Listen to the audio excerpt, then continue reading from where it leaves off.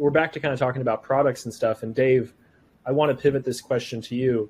As these products start to evolve more rapidly, as they start to have more rapid release times, that troubleshooting and that issue resolution, I think it becomes more challenging.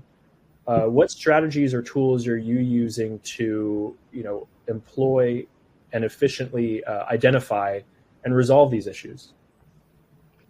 Yeah, no, great question. I mean, I think, one of the key things that we're doing is, as I mentioned earlier, we're doing a very heavy pivot towards proactive monitoring.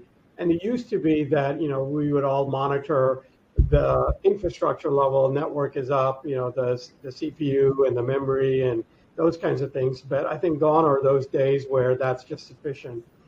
You have to be able to monitor the full application stack. And in our case, for example, we provide digital banking solutions. So our software has to integrate with the core banking application. So not only are we making sure our systems are up, but the connectivity between our system and the core banking applications that the customer may be running, Fiserv or FIS or Jack Henry, whatever it may be, that those things are up.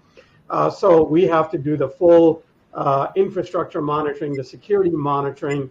We're monitoring for performance, which is a key requirement these days.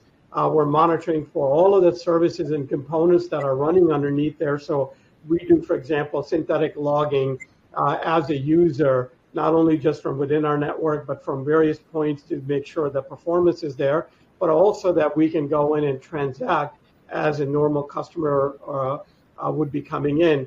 And then on top of that, we're also making sure that it's all secure, right? So there's a tremendous amount of proactive monitoring that has to be done. And we generate, for example, self-alerts where we start contacting customers when we start seeing any of these service degradations. If performance falls below a certain threshold, we start reacting to it.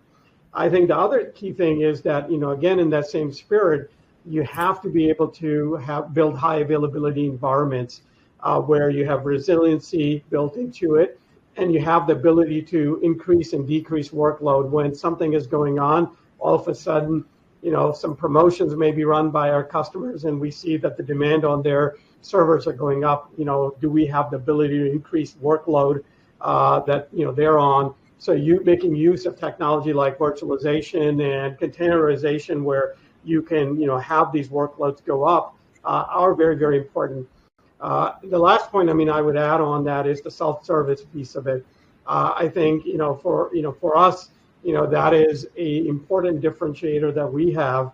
Almost more than 2/3 of our case volume is handled through self-service. And we've gone a step further where we've actually built that into the back office application that our customers use to run their banking. They can actually open up cases and they can do a lot of these self-service things right from the product that they have, and they don't have to go into our customer portal and do that. And that drives a tremendous amount of volume and acceleration in terms of resolution time for our customers.